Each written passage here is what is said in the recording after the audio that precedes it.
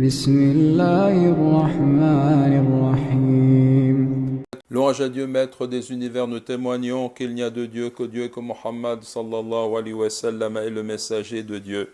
Mes chers frères et sœurs en islam, je vous recommande ainsi qu'à moi-même la piété, le fait de craindre Dieu. Allah est avec ceux qui le craignent. Le monde entier est témoin de ce que l'on fait subir aux habitants de Gaza, avec une barbarie sans équivalent, une hypocrisie sans limite venant d'une communauté internationale qui n'a pas bougé pour sauver des enfants, des femmes et des vieilles personnes. Une communauté qui poursuit ses négociations avec les criminels, sans les empêcher de commettre leurs crimes jour après jour, aux yeux et au su de tous. Depuis le 7 octobre dernier, beaucoup de masques sont tombés. Le sionisme est apparu à tous tel qu'il est en réalité depuis sa conception. Il fonde une entité raciste, colonialiste et terroriste qui ne comprend aucune forme d'humanisme ou de respect pour les civils qui vivent chez eux, dans leur pays. Cela, c'est ce qui apparaît à tous aujourd'hui. Il existe encore d'autres masques. Les principes des droits de l'homme ne figurent en Occident que dans les textes et n'exercent aucune influence dans la réalité. Sinon, expliquez-nous pourquoi rien n'est fait pour contraindre l'État hébreu à respecter le droit international et pour mettre fin aux massacres commis. Autre masque, celui de l'ONU, qui se livre répétitivement à des remontrances verbales et qui dénonce l'attitude du gouvernement israélien, mais qui est dans l'incapacité d'imposer ses résolutions. Et si l'on ajoute le droit de veto qui se traduit sur le terrain par une perte de temps et la mort de dizaines de milliers d'êtres humains, quelle conclusion en tirer? Autre masque qui est tombé, celui des médias occidentaux, qui dans leur grande majorité ne peuvent que reprendre les mensonges de la propagande de guerre du gouvernement suprémaciste de Netanyahou. Nous nous trouvons face à une logique inversée qui ne peut être comprise en aucune façon. Vous laissez à grande échelle l'armée israélienne et les assassins de Tsahal se livrer à un carnage sans précédent sur les populations civiles, massacrant des innocents depuis des dizaines d'années.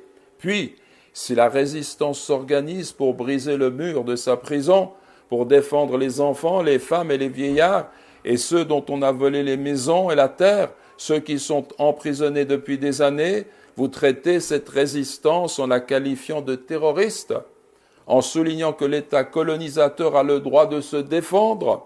Comment réfléchissez-vous? N'avez-vous pas honte? Les enfants de Gaza meurent de faim, meurent brûlés vifs, amputés sans anesthésie, écrasés par les bombardements aveugles d'une armée de lâches. Et votre seul objectif est de négocier encore. Si vraiment vous respectiez vos chartes et les conventions de Genève, l'État sioniste devrait immédiatement subir un embargo international et une condamnation universelle. Mes chers frères et sœurs, l'islam nous a appris qu'il convient de s'en remettre à Dieu seul et non pas à un nouvel ordre mondial dont le principe essentiel est la défense des intérêts matériels. À El-Aqsa et autour d'El-Aqsa, tous les masques menteurs tombent.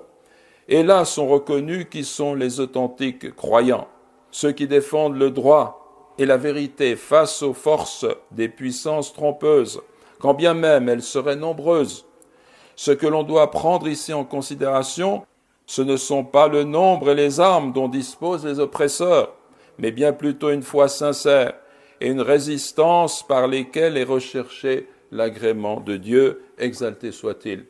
Dieu qui dit, certes Dieu vous a donné la victoire à Badr alors que vous étiez infériorisés, donc antum adilla, infériorisés par le petit nombre et le manque d'armes.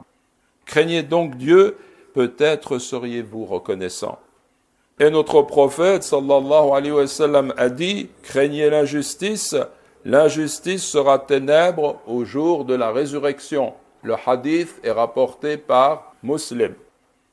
Nous demandons à Dieu, exalté soit-il, d'apporter son secours à nos frères et nos sœurs en Palestine contre les puissances injustes. Allahumma amin, Allahumma amin.